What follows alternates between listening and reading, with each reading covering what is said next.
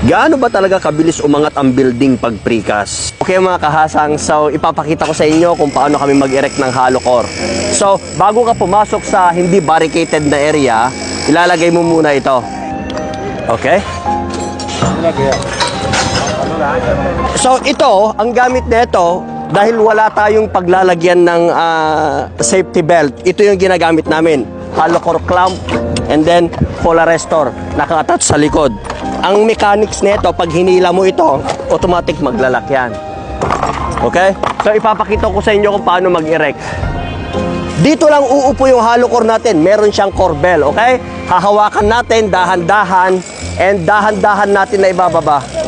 So, ito na mga kahasang, bababa na yan. Dito lang siya uupo sa corbel na yan.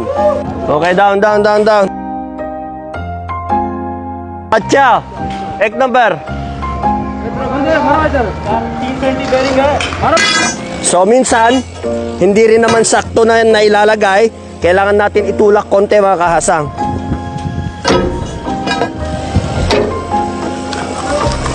Or bas.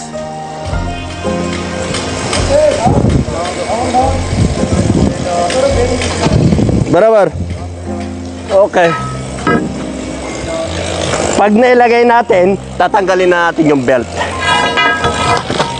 Okay mga kahasang, so kahapon ito, ine-erect lang natin yung mga hollow core. Kagabi, grabe.